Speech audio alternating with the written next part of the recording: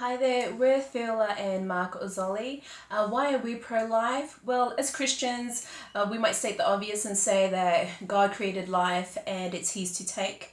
However, when you're faced with a tough decision and abortion is an option, it really does test your faith and your belief. And in 2018, we were pregnant for the second time, but at our first scan, they picked up there was something wrong in the brain that shouldn't be there. So they referred us immediately to the Royal Women's, and they picked up even more things. And the doctor said to us that the brain hadn't fused, there was deformity. Facial features, there was deformity in the lower limbs, and she said there will be a risk if we continue to carry. And there was a suggestion, she graciously suggested termination. By this time, I was already crying, and I could hear Mark say to the doctor that, she won't agree on it because of her belief. And I was actually grateful at that time because why? Because Mark was a new Christian. He grew up in communism and he's been an atheist the majority of his life. And I knew for a fact that if he had not come to Christ at the time, he would have just looked at the facts and just agreed with the termination. But I was so grateful that I had his support. So they had to do one more test to confirm baby's actual diagnosis on what he had. And so they referred us to a counselor, and even she softly suggested termination. It would be a tough decision, journey ahead for us if we kept baby. And again, Mark said to the counselor, no, she won't because of her belief. And she also mentioned that the procedure was quite straightforward with termination. You would just go in there, they will put you to sleep, you wake up, and you wouldn't be pregnant anymore. And that was quite daunting to hear. So we had the meeting with a geneticist and another doctor, and they told us what baby had, and he had trisomy 13, and we've never heard of that before. And he said that baby's facial features again was deformed. His legs had grown inwards. His stomach and kidneys had enlarged. If he were to survive, he wouldn't last a week. They suggested that, softly, that we terminate. It would be quicker to fall pregnant, and the chances of pregnant again, and the chances of baby having the next one having trisomy 13 was very low.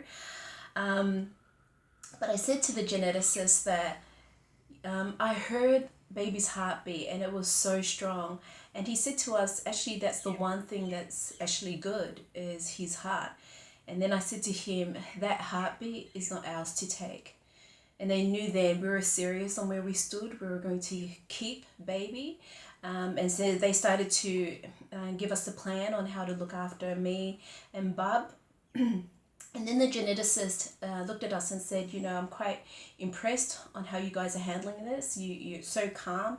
And I said to him, because, we come from a faith-filled family, and why are we so peaceful? It's because we serve a God that gives us that peace that transcends all understanding, as the word says. And God definitely gave us his peace during that time. And I can definitely sympathize with expectant mothers, couples who have been in that same room and faced such a tough decision, because you just look at the facts, you can't help it. The quality of life, resources, finances, it really does test where you stand.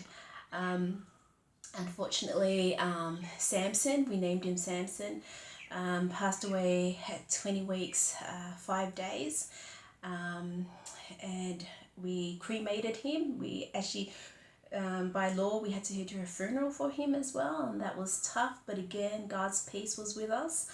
And Mark didn't want him to be at a cemetery, so we cremated him, brought him home, and Mark planted a weeping cherry on the side of the house, and we scattered his ashes in there. And he passed away on September 23rd. And that's another way God has comforted us, is that September is spring, and right now, it's his tree, Samson's tree, is blossoming. It's beautiful. It reminds us of him. It reminds us of God's love, his peace, and his promise. And and we just want to acknowledge our family and friends, our pastors, who their love and support for us during that time.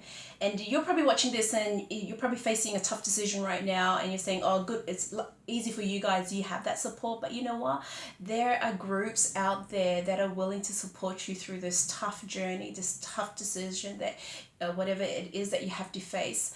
And I got to meet amazing ladies at the Women's Life Center in Bandura.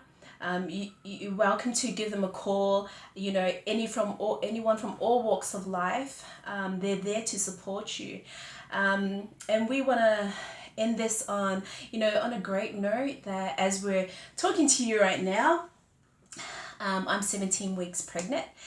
We've had scans and bloods tests, and baby is looking good and growing well, and we're due next February 2021. So again, thank you to for the organizers of March for Babies for giving us this platform to share our story. And again, to all the women out there who are facing a tough decision, there is help out there for you. Just reach out. Take care. Bye.